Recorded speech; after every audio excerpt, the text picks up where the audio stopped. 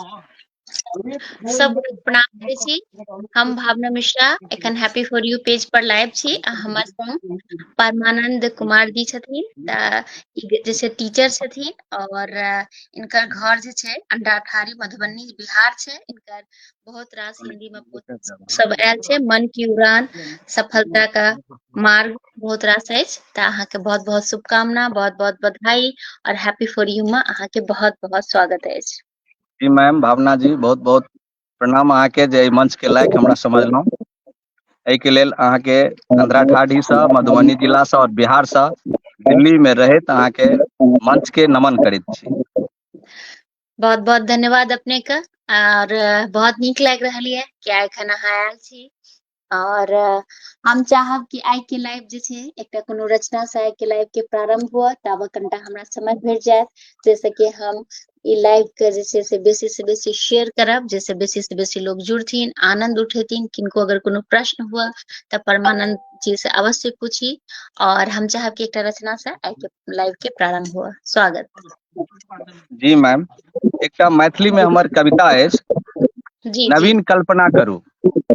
वाह, स्वागत। नवीन कल्पना करू, उठू चलू आगू बढ़ू, उठू चलू आगू बढ़ू, सभ्यताक विकास में शून्य देलनि संसार के हुनक याद व सम्मान में। उठू चलू आगू बढ़ू, सभ्यताक विकास में शून्य देलनि संसार के हुनक याद व सम्मान में। उठू चलू आगू बढ़ू, सभ्यताक विकास में। नवीन कल्पना करू, नवीन कल्पना करू, तम में डूबल छली जखन ई धरती गहन, तम में डूबल छली जखन ई धरती गहन, बल्ब सँ केलनि जे रोशन कर अथक ई परिश्रम। संसार में हिनक नाम पढ़ैत छलहुँ एडिसन, संसार में हिनक नाम पढ़ैत छलहुँ एडिसन। नवीन कल्पना करू, नवीन कल्पना करू, हमर बात नहीं सुनू, हमर बात नहीं सुनू, हमर बाट नहीं जोहू, मगर नव कल्पना करू, मगर नव कल्पना करू, विराट कल्पना करू। उठू चलू आगू चलू, धरतीक छी पुत्र अहाँ, उठू चलू जागू चलू, धरतीक छी पुत्र अहाँ, धरतीक विकास में श्रमक करू दान अहाँ। ग्रहक गहन खोज में उपग्रहक आविष्कार केलनि, ग्रहक गहन खोज में उपग्रहक आविष्कार केलनि, मानवक विकास लेल सभ्यताक सब खोज केलनि। Aryabhata, Einstein, Newton, Archimedes, Raman Kalam कर अथक ई परिश्रम, दुनिया के विकास केलनि, दुनिया के विकास केलनि। आओ हम अहाँ सब गोटे पूर्वज सँ सीख चलू, आओ अहाँ हम सब पूर्वज सँ सीख चलू, जीवनक उद्देश्य की आओ चेतन आ अवचेतन मौन सँ विचार करू, मौन सँ विचार करू। जग में जन्मलहुँ तऽ जग पर किछु काम करू, जग में जन्मलहुँ तऽ जग पर किछु काम करू, नव नव कल्पना करू, विराट शोध संधान करू, नवीन कल्पना करू, नवीन कल्पना करू। उठू चलू जागू बढ़ू, उठू चलू आगू बढ़ू, सभ्यताक विकास में शून्य देलनि संसार के हुनक याद व सम्मान में। उठू चलू आगू बढ़ू, सभ्यताक विकास में। चिट्ठी पुर्जी के दिन जाय बीतल, चिट्ठी पुर्जी के दिन जाय बीतल, बिसरल जइहा इहो आब जमाना। फोन मोबाइल सँ करू बातचीत, बड पैघ केलनि खोज ई दुनू बेटा। ग्राहम बेल छल नाम हिनकर और मार्टिन कूपर सन छल बेटा। दुनिया के देलनि परिश्रम प्रीत आ मिलजुल कर दृढ़ संकल्प। नवीन कल्पना करू, नवीन कल्पना करू, कंप्यूटरक युग के सेहो अवतरण, कंप्यूटरक युग के सेहो अवतरण, सभ्यताक विकास में क्रांति कैलनि। चार्ल्स बाबेज सन बेटा जब अयलनि, आइ आओ मिलजुल दृढ़ मोन सँ सब गोटे सब ठाम नीत कल्पना करू, नवीन कल्पना करू, नव संकल्पना धरू, नवीन कल्पना करू, नवीन कल्पना करू। जी मैम, ये हमारी एक कविता रहा मैथिली के। बहुत ही सुंदर अहाँ के रचना, बहुत ही आनंद आयल। बहुत गोटा जुड़ल छथि, सब गोटा के हम बहुत बहुत धन्यवाद देब कि अहाँ लाइव से जुड़ल छी। और नारायण झा जी सेहो जुड़ल छथि। जय मिथिला जय जानकी लिख रहल छथि, प्रणाम कर रहल छथि। प्रणाम करै छी रंजू देवी दीदी गोर लगे छी, प्रणाम करै छी लिख रहल छथि। वाह बहुत सुंदर, बहुत बहुत ही सुंदर रचना। जय मिथिला जय मैथिली दिशा कला मंच बहुत बहुत बढ़िया, थैंक यू। तो बहुत बहुत धन्यवाद अपने का। जय शंकर झा जी सेहो जुड़ल छथि, वाह बहुत ही सुंदर। उमेश मंडल जी सेहो जुड़ल छथि, बहुत सुंदर काव्य पाठ, धन्यवाद। परमानंद जी आ श्रीमती भावना मिश्र जी का सेहो बहुत बहुत धन्यवाद जे एतेक नियमित मैथिली में काव्य धारा के ऑनलाइन प्रस्तुति कऽ रहल हेतु बहुत बहुत धन्यवाद अपने का। प्रणाम करे छी, बहुत बहुत धन्यवाद जे अहाँ लाइव से जुड़लहुँ और बहुत नीक अहाँ सहयोग करे छी, तहियो लेल अहाँके हृदय से आभार। तऽ श्रवण शाह जी सेहो जुड़ल छथि, स्वागत लिख रहल छथि, तऽ प्रणाम करे छी, स्वागत बहुत बहुत धन्यवाद। प्रत्येक बृहस्पति का साँझ में 5 बजे काव्य धारा होइत अछि और अहाँ सब गोटा के हम आमंत्रित करब कि ऐसे जुड़ू और आनंद उठाबू। अहाँ के जान पहचान के भी केओ छथि या केओ लाइव में काव्य धारा में आबे चाहे छथि तऽ हमरा से संपर्क कऽ सकै छी। सूर्य नारायण जी सेहो लिख रहल छथि, बहुत सुंदर, तो बहुत बहुत धन्यवाद अपने का।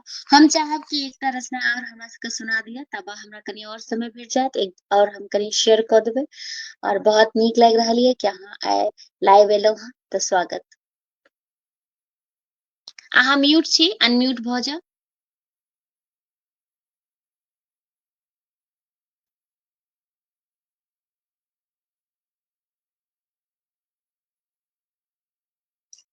जी मैम। जी जी जी जी स्वागत, सुनायल जाय। हमर मनोरथ रुसिए गेल। वाह बहुत सुंदर। ई कविता अछि मैम, मैथिली कविता। हमर मनोरथ रुसिए गेल, मोन पड़ैया सोचल सपना, मोन पड़ैया सोचल सपना, सबटा अखन धरि अपूर्णे अछि। मोन पड़ैया सोचल सपना, सबटा अखन धरि अपूर्णे अछि। मगर अखन धरि हारलहुँ मोनसँ, सपनाकेँ पूरा करके मनोरथ लागले अछि। मगर अखन धरि हारलो मोनसँ, सपना के पूरा करैक मनोरथ लागले अछि। सपना के खातिर केर त्याग तपस्या, सपना के खातिर केर त्याग तपस्या, सबटा लगैया पानि में बहि गेल। केल परिश्रम व्यर्थ नहि हेतै, कहे वाला स्वर्ग सिधारि गेल। पिताक गौरव छलहुँ जखन धरि, पिताक गौरव छलहुँ जखन धरि, सपना सात आसमान धरि भेल। अखन टूटैत देख सोचल सपना, हम छी आकुल व्याकुल। अखन टूटैत देख सोचल सपना, हम छी आकुल व्याकुल। की सोचने रही मोन में, की सोचने रही मोन में, पढ़ब लिखब तऽ बनब ऑफिसर। की सोचने रही मोन में, पढ़ब लिखब तऽ बनब ऑफिसर। प्राइवेट नौकरी करैत मोन नहि मानलक, सरकारी के प्रयास बनल सफल भऽ गेल। मास्टरे बनि हम और करब तैयारी, मोन में फेरो सँ सपना जगिए गेल। मास्टरे बनि फेरो करब तैयारी, मोन में फेरो सँ सपना बनिए गेल। नहि जनलहुँ गरीबक बेटा, गरीबक घर में उठा पटक, शिक्षा देबाक बादो फेरो सँ किछु भेल। अपन सपनाक जिन्दा रखितहुँ, मार्ग बढ़ी बढ़ेलहुँ। अपन सपनाक जिन्दा रखितहुँ, मार्ग बढ़ी बढ़ेलहुँ। घर के कर्तव्यों के निमाहिते चलेलहुँ, घर के कर्तव्यों के निमाहिते चलेलहुँ। घरों में अपन स्थान सब टूटिए गेल, घरों में अपन स्थान सब टूटिए गेल। सोचल सपना के चक्कर में जीवनक अधबेला बीतिए गेल। सोचलक सपना के चक्कर में जीवनक अधबेला बीतिए गेल। मात्र पिता के हम करबनि सेवा, माता पिता के हम करबनि सेवा, सबटा आब मोन में दबले रहि गेल। माता पिता के करबनि सेवा, सबटा आब मोन में दबले रहि गेल। आब सोचै छी की हम केलहुँ, आब सोचै छी की हम केलहुँ।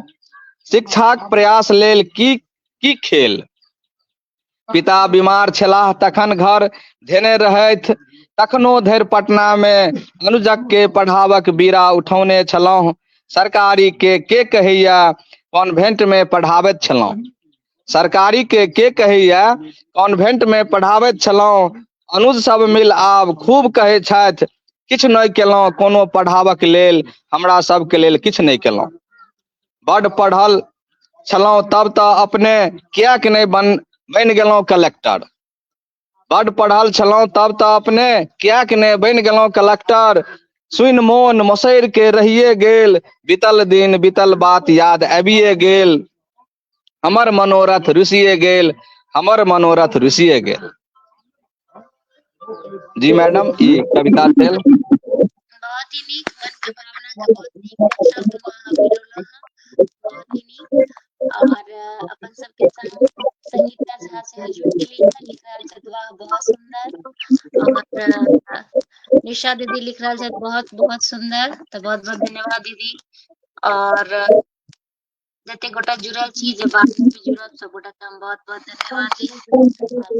चाहब कनीटा अपना बारे में बताबिए और केना अहाँ टीचर में भेलहुँ और फिर केना अहाँ लिखब शुरू करलहुँ, त कनीटा एक रति प्रकाश करिए। जी मैडम जी, हमर नाम परमानंद कुमार, सब श्रोतागण सुनि रहल छथि।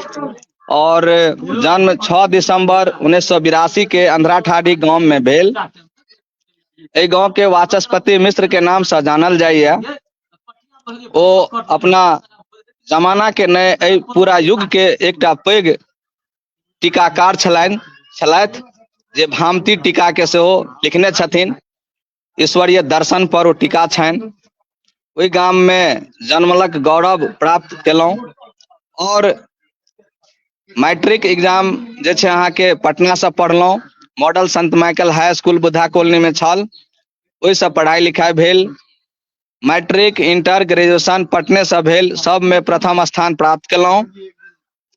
हाँ, मोनक एकटा इच्छा रहे जे ऑफिसर बनी, ओ नहीं बनि सकलहुँ। ई मन में कोचेटित रहैया गप। लेकिन पॉलिटेक्निक केलहुँ, सर्विस इंजीनियर बनलहुँ। अहाँके जे छै पूरा भारत में विभिन्न विभिन्न जगह पर अहाँके जाके बैंकिंग सेक्टर और नॉन बैंकिंग सेक्टर में जे हायर के बी ए के यूपीएस लागल अछि, 10 के बी ए, 5 के बी ए, 7 के बी ए, 15 के बी ए, 20 के बी ए, ओकर सर्विस इंजीनियर छलहुँ, मेंटेनेंस करैत छलहुँ।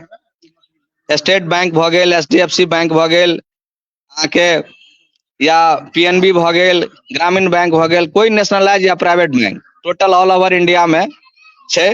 कलकत्ता में सर्विस प्रोवाइड केलहुँ।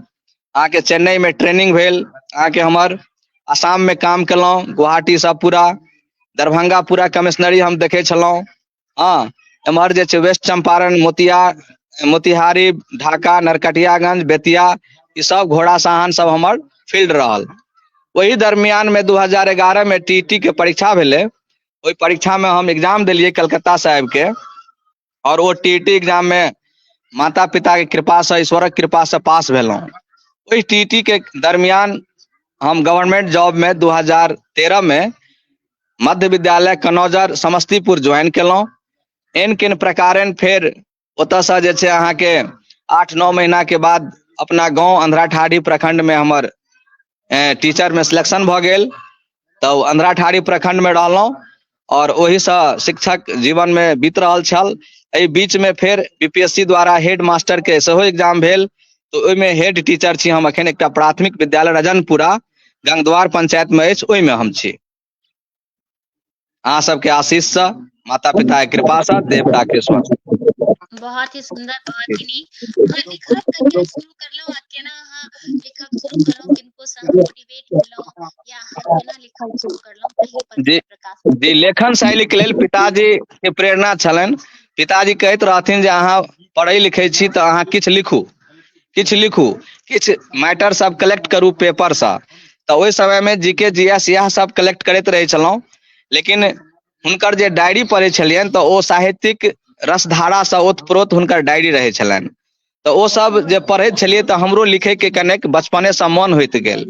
और एहि लिखै के प्रेरणा हमर प्रमुख हमर पिताश्री छथि और माताश्री। तऽ हुनके से ई सब सोर्स हमरा मिलल, स्रोत वएह छथि। एकर बाद लिखै के लेल जे छै अहाँके किछु किछु लिखने रही। और किताबी दुनिया में प्रकाशन के क्षेत्र में अजीत आजाद जी छथि, नवारंभ के प्रकाशक। तो हुनका से गपशप केलहुँ तो मन की उड़ान हुनका लग पब्लिश करेलहुँ। एकर बाद जे छै धीरे धीरे अहाँके अनुप्रास प्रकाशन छथि, हुनको से संपर्क भेल तऽ मंडल जी छथि प्रकाशक और शिक्षको छथि, तऽ एकटा पुस्तक सफलता का मार्ग हुनका लग पब्लिश करेलहुँ।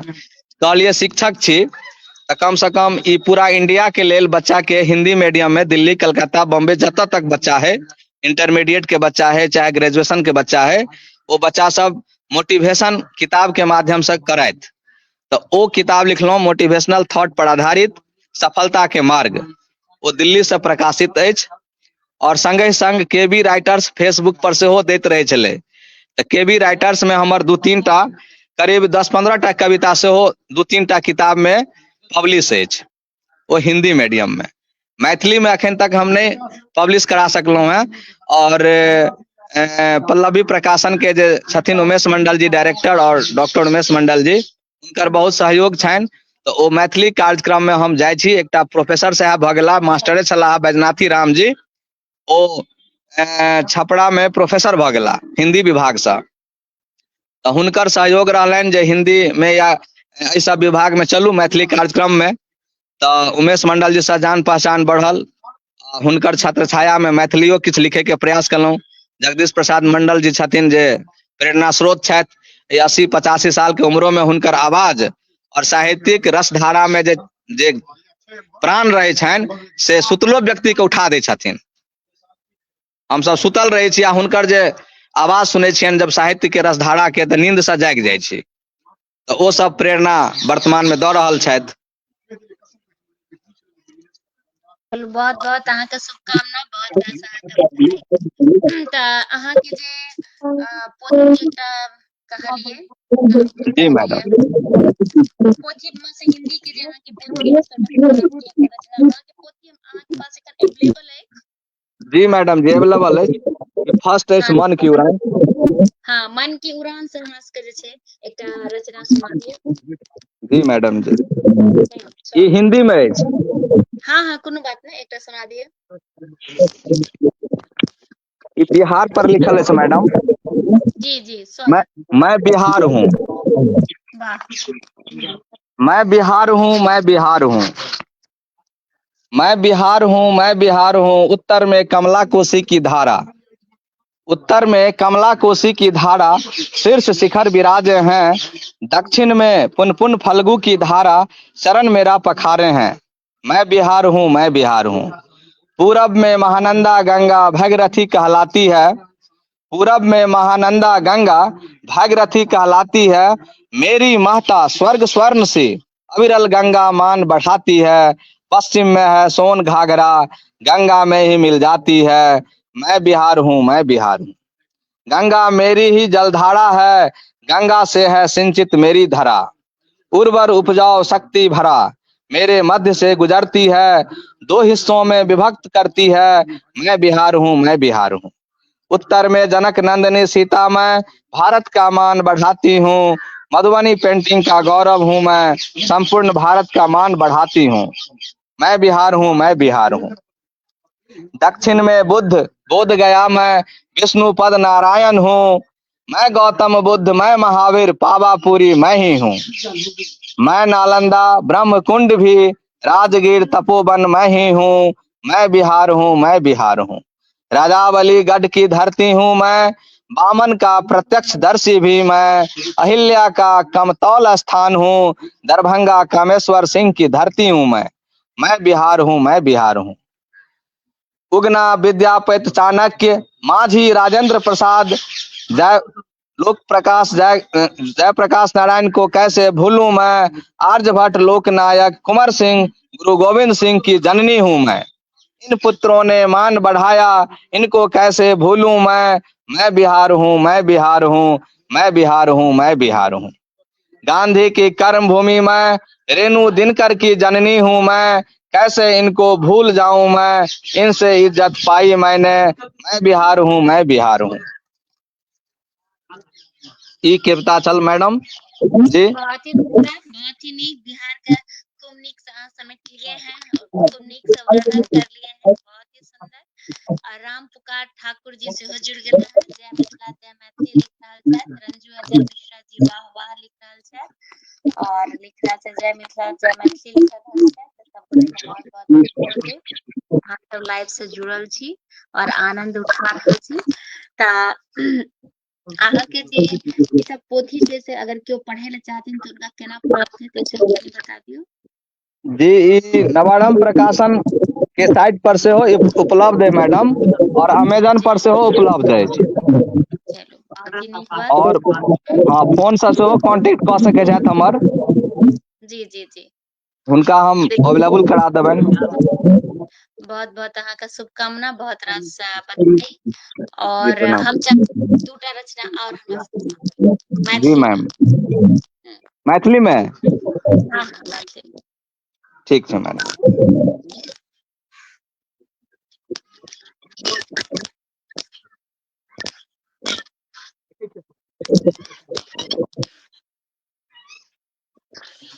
अपन सबके मिथिला के आनंद चतुर्दशी परसू है, शनि दिन है, तकर भी बहुत रास सबका शुभकामना सब बधाई। अनंत भगवान सब पर कृपा दृष्टि करथिन और सबके नीक करथिन, यह कामना करे छी। एकटा स्कूल पर लिखने रही मैम, हाँ स्वागत। जब हम सरकारी स्कूल में पहुंचलहुँ तऽ किछु व्यवस्था देखलियै, ताहि पर हम लिखने रही। ई कविता हम सार्वजनिक नहीं केलहुँ, लेकिन आइ करब। स्वागत। सरकारी स्कूलक भेद। एहन वाह स्कूल कतौ नहीं देखलहुँ जे सरकारी स्कूल में देखलहुँ। एहन स्कूल कतौ नहीं देखलहुँ जे सरकारी स्कूल में देखलहुँ। प्राइवेट स्कूल में कतौ नहीं देखलहुँ। बड़ बड़ लीला बड़ बड़ खेल, आउ सुनाबी अहाँ सबके सरकारी स्कूलक सबके भेद। स्वेटर बुनैत मैडम जी देखलहुँ। स्वेटर बुनैत मैडम जी देखलहुँ, मना करे पर बुड़बक बनलहुँ। माछ बाजारक हल्ला देखलहुँ, मुकदमा ठोकि देब एहन धमकी सुनलहुँ। मिथिला में एहनो स्कूल सब देखलहुँ, मुदा एहन स्कूल कतौ नहीं देखलहुँ। मुदा एहन स्कूल कतौ नहीं देखलहुँ जे सरकारी स्कूल में देखलहुँ। प्राइवेट स्कूल में कतौ नहीं देखलहुँ। प्राइवेट स्कूल में कतौ नहीं देखलहुँ। पटना दिल्ली कोलकाता में पढ़ा लिखा के खूब काम कमेलहुँ। पटना दिल्ली कोलकाता में पढ़ा के खूब नाम कमेलहुँ। मुदा एहन स्कूल कतौ नहीं देखलहुँ। एहन स्कूल कतौ नहीं देखलहुँ जे सरकारी स्कूल में देखलहुँ। मोन से पढ़बैत किनको नहीं देखलहुँ। मोन से पढ़बैत किनको नहीं देखलहुँ। विषय वस्तु छोड़ि राजनीति में डूबैत देखलहुँ। मोन से पढ़बैत किनको नहीं देखलहुँ। विषय वस्तु छोड़ि राजनीति में डूबैत देखलहुँ। विकासक मद राशि से अपन चूल्हा सुनगाबैत देखलहुँ। विकासक मद से राशि से अपन चूल्हा सुनगाबैत देखलहुँ। सरकारी स्कूल के रसातल में जाइत देखलहुँ। मुदा एहन स्कूल कतौ नहीं देखलहुँ। मुदा एहन स्कूल कतौ नहीं देखलहुँ। स्कूल में एक से एक धुरंधर देखलहुँ। स्कूल में एक से एक धुरंधर देखलहुँ। मुदा पढ़ाबै के चाहत केकरो नहीं देखलहुँ। मुदा पढ़ाबै के चाहत केकरो नहीं देखलहुँ। मैडम के देखलहुँ, मिस्टर के देखलहुँ। मैडम से मिस्टर के प्रेमक लीला जे देखलहुँ। ई देख लैला मजनू हीर राझा के शरमाबैत देखलहुँ। तेहन तेहन सब लीला देखलहुँ। मुदा एहन स्कूल कतौ नहीं देखलहुँ। मुदा एहन स्कूल कतौ नहीं देखलहुँ जे सरकारी स्कूल में देखलहुँ। पढ़वाबैत पढ़ाबैत बड़ चीज सिखलहुँ। गुरुजी छोड़ि मास्टरवा जन जन के कहैत सुनलहुँ। पढ़ाबैत पढ़ाबैत बड़ चीज सिखलहुँ। गुरुजी छोड़ि मास्टरवा जन जन के कहैत सुनलहुँ। इज्जत से अपमानित भऽ देखलहुँ। मुदा एहन स्कूल कतौ नहीं देखलहुँ। एहन स्कूल कतौ नहीं देखलहुँ जे सरकारी स्कूल में देखलहुँ। पढ़ाबै वाला शिक्षक के सब शत्रु बनल देखलहुँ। पढ़ाबै वाला शिक्षक के सब शत्रु बनल देखलहुँ। पीठ पीछा कूटनीति करैत देखलहुँ। पीठ पीछा कूटनीति करैत देखलहुँ। मुदा एहन स्कूल कतौ नहीं देखलहुँ। पढ़ाबऽ वाला के संग सबके उछन्नर देखलहुँ। पढ़ाबऽ वाला के संग सबके उछन्नर देखलहुँ। मुदा एहन स्कूल कतौ नहीं देखलहुँ जे सरकारी स्कूल में देखलहुँ। मोन से पढ़बैत केकरो नहीं देखलहुँ। बड़का बड़का लेडीज बैग देखलहुँ। बड़का बड़का लेडीज बैग देखलहुँ। मुदा आइ में नहीं एकटा किताब देखलहुँ। ऊन से भरल बैगेटा देखलहुँ। मुदा एहन स्कूल कतौ नहीं देखलहुँ जे सरकारी स्कूल में देखलहुँ। सरकारी स्कूल केर परिचय एहन सन केलहुँ, मुदा एहन स्कूल कतौ नहि देखलहुँ जे सरकारी स्कूल में देखलहुँ, प्राइवेट स्कूल में कतौ नहि देखलहुँ, मुदा एहन स्कूल कतौ नहीं देखलहुँ, मुदा एहन स्कूल कतौ नहीं देखलहुँ। जी मैडम जी। कि पर हम टिप्पणी दी हमरा खुदे समझ में नहीं आबैया। हमरा से अगर एहि कविता के माध्यम से कोनो अपराध भ गेल हेतै तऽ हम स्त्री नारी समाज से माफी चाहै छी, लेकिन हमरा जे परिचय भेल से हम लिखने छी। बिल्कुल बिल्कुल। और एना बात नहीं छै कि एखनो बहुत जगह सरकारी स्कूल में पढ़ाई नहीं होय छै, एकर हम समर्थन अहाँ के करै छी, लेकिन बहुत जगह पढ़ाई भी होय छै सेहो हम कहब, मुदा एखनो नहीं भ पाबि रहल छै। ए वास्ते अपना सब गोटा के जागरूक होमय पड़त और जी एक बहुत कोशिश कर रहल छी, जी जी जी सब प्रयास गोटा छै मैडम जी। जी जी जी। क्या कि सरकार तो प्रयासे करते ना, अब हम ही यहाँ अगर नीक से एक्शन नहीं लेबै, ओहि पर काज नहीं करबै तो सरकार की क सकते, तो सब सपोर्ट करे पड़ते। और जैसे स्वेटर बुनबाक जी छै मैम। तऽ घर पढ़ाई काल में पढ़बे के छै तखन बच्चा के पढ़ेबाक चाही, सेना हम कहब। बहुत सुंदर अहाँ के रचना, अहाँ के भावना अहाँ नीक से प्रकट करलू।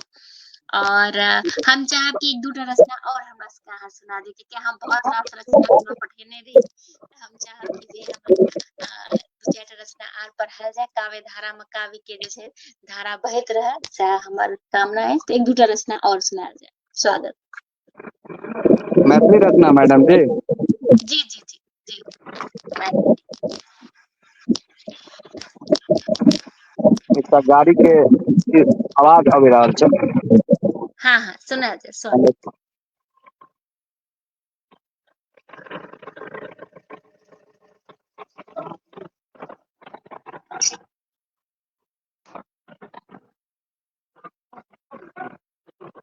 मैथिली गीत अछि मैम। स्वागत सुनायल जाय। स्वागत। अहाँ के आवाज नीक से आबि रहल अछि, अच्छा बाहर के अच्छा। आवाज नहीं आबि रहल छै, अहाँ के आवाज खूब नीक से आबि रहल अछि। मैथिली हमर मान मर्यादा, मैथिली हमर मान मर्यादा, मिथिला के ईशान यौ। मैथिली हमर मान मर्यादा, मिथिला के ईशान यौ। वाचस्पति विद्वानक धरती, मिथिला पेंटिंग हमर पहचान यौ। मैथिली हमर मान मर्यादा, मिथिला के ईशान यौ। वाचस्पति विद्वानक धरती, मिथिला पेंटिंग हमर शान यौ। घर घर सीता जनक नंदनी, जनकपुर हमर धाम यौ। घर घर सीता जनक नंदनी, जनकपुर हमर धाम यौ। मिथिला के हम नगर निवासी, मिथिला स्वर्ग समान यौ। मिथिला के हम नगर निवासी, मिथिला स्वर्ग समान यौ। कमला कोशी भूतहि बलान, मिथिला के परिधान यौ। कमला कोशी भूतहि बलान, मिथिला के परिधान यौ। मैथिली हमर मान मर्यादा, मिथिला के ईशान यौ। मिथिला के ईशान यौ। मंडन मिश्रक जन्मभूमि ई, मंडन मिश्रक जन्मभूमि ई, मीमांसा के छथि रचनाकार यौ। विद्यापति कवि सन बेटा हिनकर, ई मिथिला के एहसान यौ। ई मिथिला के एहसान यौ। विद्यापति कवि सन बेटा हिनकर, ई मिथिला के एहसान यौ। प्रथम गीत विद्यापति देलनि, विश्व में ई हमर गुणगान यौ। प्रथम गीत विद्यापति देलनि, विश्व में ई हमर गुणगान यौ। तैं मिथिला राज्य बनेबै हम, देशक बढ़ि जेतै गुमान यौ। देशक बढ़ि जेतै गुमान यौ। मैथिली हमर मान मर्यादा, मिथिला के ईशान यौ। मिथिला के ईशान यौ। जी मैम। बहुत ही सुंदर, बहुत ही नीक अहाँ के रचना। बिल्कुल मिथिला हमर सबके शान, आन बान शान अछि। बहुत ही नीक अहाँ अपन मन के व्यक्त करलहुँ हैं। तऽ जेना अहाँ शिक्षक छी, सीनियर शिक्षक छी, अहाँ के जे स्कूल छी, जतऽ जतऽ अहाँ गेलहुँ, या आब जे एखन वर्तमान में जे छै से बच्चा सब कतेक मैथिली के प्रति जागरूक अछि? जी मैथिली के प्रति बच्चा सब जागरूक अछि। मैथिली में बच्चा सबके स्नेह ज्यादा छै, ओकरा लगै छै जे विद्यार्थी गण सबके जे हम अपन घर में अपन परिवेश में पढ़ि रहल छी। ओ बहुत रास बात जे छै से मैथिली में सीखय के लेल इच्छुक बच्चा रहैया। मैथिली भाषा के क्लास 5 के बाद 5 के नहीं 6 से चलेबाक चाही। तो एखन अहाँके स्कूल में मैथिली कते क्लास में चल रहल अछि? 9 10 मैथिली भाषा के तऽ 1 to 5 में छै मैम हम। मैथिली भाषा के बच्चा नहीं है इसमें, 1 to 5 के सिलेबस में नहीं देने छै। अच्छा अच्छा अच्छा तऽ ई तऽ सही बात छै जे मैथिली अगर शुरू से नहीं पढ़ल जेतै बाद में पढ़तै तऽ मजबूत कॉमर्स ऑपरेट छै। जी जी जी जी तऽ हम चाहब कि एक दूटा रचना और हमरा सबके अहाँ सुना दिअ।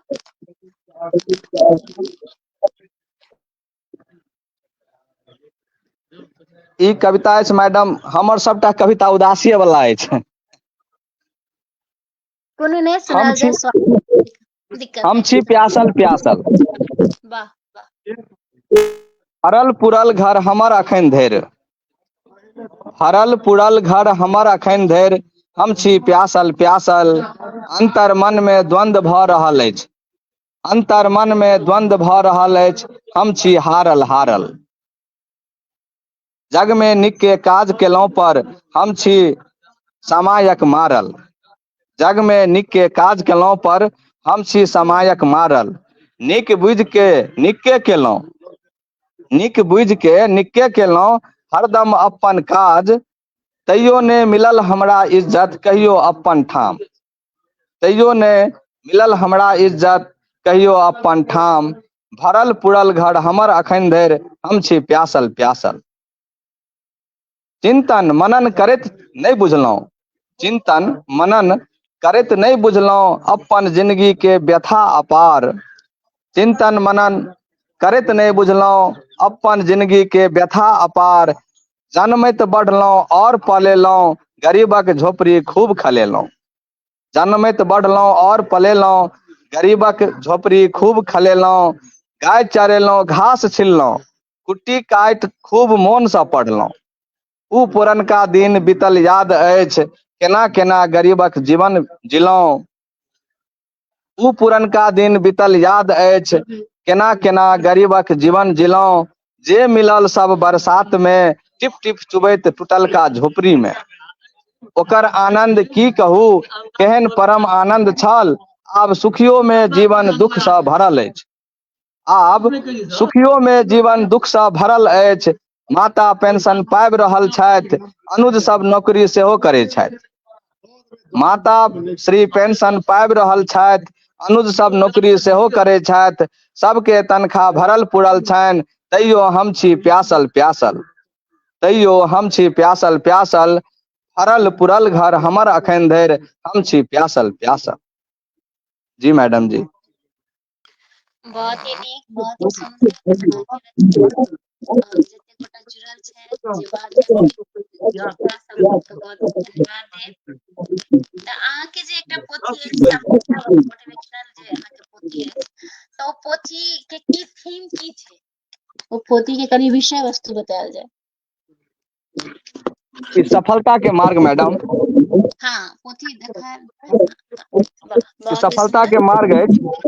जी एकर थीम की छै, अहाँ एकर जेकरा थीम छै, एहिमे जे छै जीवन से जे बच्चा हारि जाइया, हम्म जे निरुत्साह भऽ जाइया जीवन में, सफलता जे हमरा जीवन में आब नहीं आयत, हम्म ओहि बच्चा के एक बेर ई किताब जे पढ़ि लेथिन, ई किताब एंटीबायोटिक के काम करतै, वाह और ई किताब जे छै हम अहाँके कोलकाता लाइब्रेरी में सेहो भेज देलियै यऽ, वाह राष्ट्रपति जी के सेहो भेजे के कोशिश में लागल छियै, बीच में कने समय के अभाव में नहीं भेज सकलियनि हैं, अहूँ लग ई किताब के भेजब, और ई किताब में अहाँके देश के टॉप टॉप मोटिवेशनल स्पीकर या मोटिवेशनल लोग जे बनलखिन, केना ओ पहिले जिंदगी से हारल छलखिन, कते परिश्रम के बाद जिंदगी में सफल भेलखिन, ओहि बातक जिक्र अइ।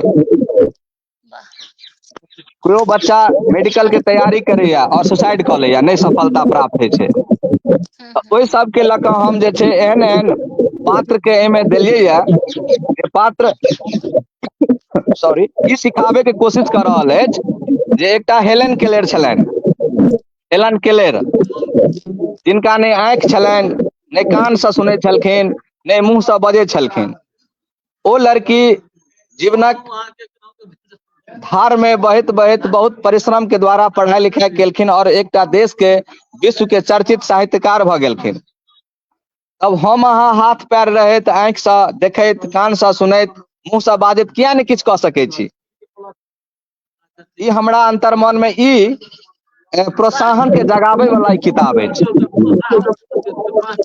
एक अरुणिमा सिंह छलखिन हैं, फुटबॉलर, जिनका ट्रेन में चेन स्नैक कऽ लेलकनि, धकेल देलकनि, पैर कटि गेलनि, सर्जरी करऽ पड़लनि, बिना एनेस्थीसिया के ऑपरेशन भेलनि और वो लड़की फिर भारत ने विश्व के सबसे सर्वोच्च शिखर पर पहाड़ चढ़ि गेलखिन।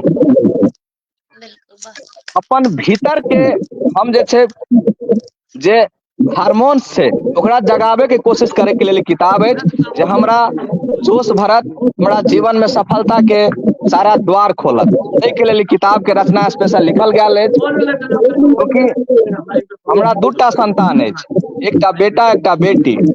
तो हम कहलियनि जे जीवन में मनुष्य के मृत्यु भ सकै छै, मनुष्य जे छै अहाँ के मृत्युवान अछि। हम अहाँ 50 साल के बाद, 60 साल के बाद समाप्त भ जेबै। 100 साल तक जिंदगी छै, हमर लाइफ छै, लेकिन एक किताब के लाइफ अनंत समय तक रह सकै छै। एहि दुआरे ई किताब सब बच्चा के अभिभावक छै, पूरा देश के बच्चा के लेल ई किताब माता और पिता के एकटा गाइडलाइन छियै मैडम जी। वाह, बहुत ही सुंदर। एहि के लेल ई किताब लिखल गेल, चूंकि शिक्षक समाज से जुड़ल छी और एहि किताब के लेल हम राहुल यादव जी के सेहो धन्यवाद ज्ञापन करबनि। ओहो दिल्ली में छथि, राहुल IAS। वाह, हाँ, हुनकर जे सबटा स्टूडेंट जे छनि पूरा भारत देश में, जम्मू कश्मीर से लऽ कऽ कन्याकुमारी तक और पश्चिम बंगाल से लऽ कऽ गुजरात तक सबटा विद्यार्थी सिविल जज छनि हुनकर विद्यार्थी। वाह, राहुल IAS दिल्ली में कोचिंग चलबै छथिन, हुनकर सहयोग एहि किताब के लेल 25,000 अछि। वाह, ओ 25,000 हमरा एहि किताब के लेल देलखिन। एने एने एकटा अरुण जी छथिन अहाँ के अरुणाचल प्रदेश में, ओ 5,000 भेजलनि। एकटा रश्मि कुमारी छथिन सिवान में प्रोफेसर, हुनकर बच्चा के हम पढ़बै छलहुँ, माने हुनकर भतीजा के, अखन ओ CBI ऑफिसर अछि कोलकाता में। वाह, ओ लड़का हमरा जे छै 10,000 भेज देलनि।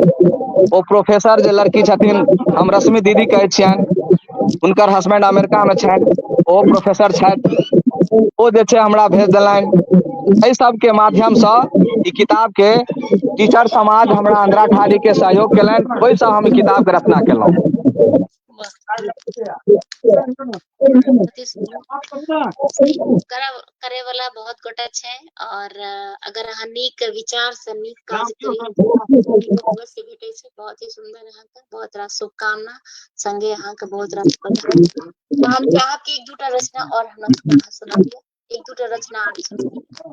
मैडम जी, सुनाबै के लेल तऽ हम तैयारे छी। या जी हमर एतऽ सर सब छथि तऽ हुनको जी सबसँ प्रणाम पाती अहाँके कराइए दै छी। हम छी एकटा जी जाहि गाँव में स्कूल छथिन, मुखिया जी छथिन, जी भूतपूर्व मुखिया, हुनको प्रणाम अनुनय विनय करिए दिया। मैडम जी छथिन सर दिल्ली से, प्रणाम पाती चलू, करथिन। बहुत बहुत धन्यवाद। इनका साथ अहाँ जुड़लहुँ, जुड़ला के बाद किछु किछु सुनलहुँ है। हम जी चाहबनि जे मास्टर साहब से हम चर्चा टीचर चलि गेला है, जे एक जी दिन एहि गाँव में एहिठमन एकटा सम्मेलन करैत करी। बहुत बहुत ही सुंदर, बहुत ही नीक विचार अहाँ के। बहुत बहुत बहुत धन्यवाद, निमंत्रण अहाँ लिखिए दियौ। प्रणाम। जी जी प्रणाम सर। एकटा और हम कविता कहै छथिन सुना देला, सुनाइए दै छियनि, बहुत दूर से कॉल केलखिन हैं। नहीं कोनो गप छै सर, घरे पर छियै ने।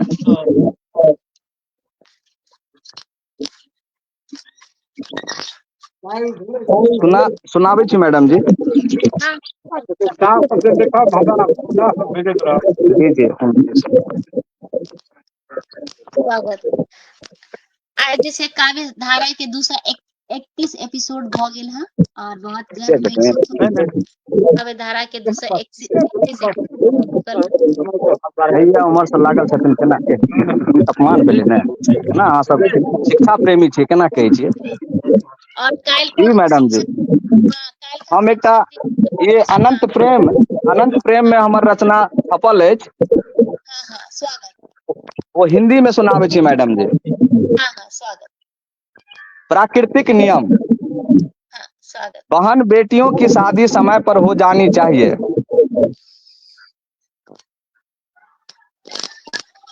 बहन बेटियों की शादी समय पर हो जानी चाहिए, क्योंकि पतझड़ के बाद सावन जरा देर से आती है।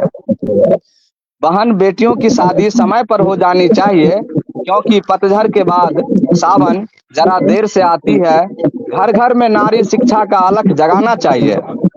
घर घर में नारी शिक्षा का अलख जगाना चाहिए, क्योंकि शिक्षा ही पारिवारिक विकास की धुरी है। सुबह सवेरे समय पर सभी को उठ जाना चाहिए। सुबह सवेरे समय पर सभी को उठ जाना चाहिए, क्योंकि सूर्य की प्रथम ऊर्जा जीवन में परम जरूरी है। सही उम्र सही समय पर बोध हो जाना चाहिए। सही उम्र सही समय पर बोध हो जाना चाहिए, क्योंकि बुद्ध बनने के लिए बौद्धिक तत्व बहुत जरूरी है। क्योंकि बुद्ध बनने के लिए बौद्धिक तत्व बहुत जरूरी है। एक ही दिशा में हमारा एक ही लक्ष्य पर निगाह होना चाहिए। एक ही दिशा में हमारा एक ही लक्ष्य पर निगाह होना चाहिए, क्योंकि लक्ष्य प्राप्ति हेतु संचित ऊर्जा एक दैसिक होना जरूरी है। सब जानते हुए भी परमानंद तुम्हें भटकना नहीं चाहिए। सब जानते हुए परमानंद तुम्हें भटकना नहीं चाहिए। यह समझ यह बोध समय से पूर्व सबको आ जाना चाहिए। चींटी लगती है चीनी में आकर्षण का यह एक सद्गुण है।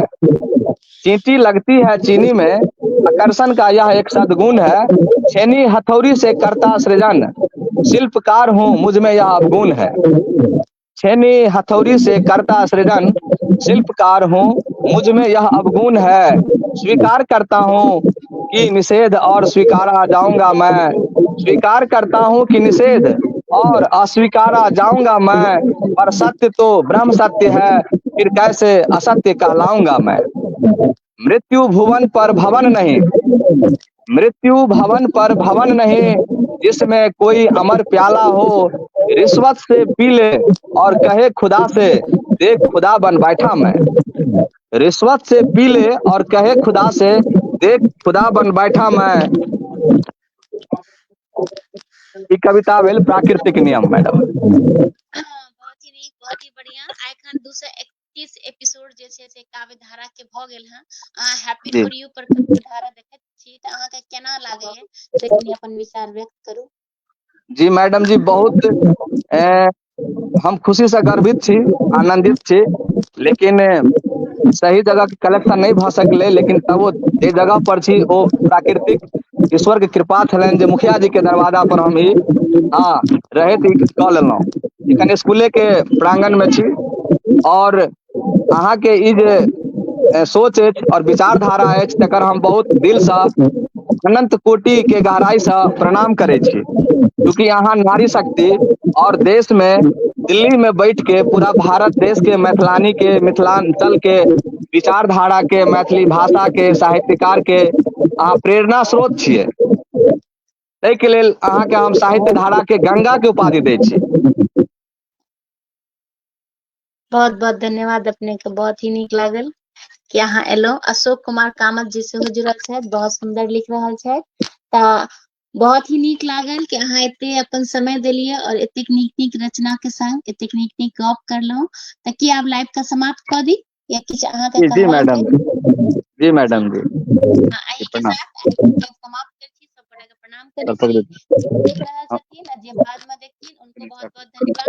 अहाँ से हम आगे श्रोतागण के प्रणाम करै छियनि सब गोटे के। परमानंद जी से कोनो तरह के अगर साहित्यिक शब्द के उच्चारण में गलती भ गेल है, कोनो अपशब्द बजा गेल है, तऽ सब गोटे से हम क्षमा याचना सेहो करै छियनि। और संगे संग अन्ना मिश्रा जी के सेहो प्रणाम करै छियनि। अहूँ का बहुत जी बहुत सादर प्रणाम। धन्यवाद। हाँ, सब गोटे के बहुत बहुत धन्यवाद। अहाँ सब आगला कि लाइव के शेयर कऽ देबै और जे अहाँ के बहुत रास कमेंट्स अछि तऽ ओकरा एक बेर अहाँ देख लेबै, रिप्लाई दऽ देबै।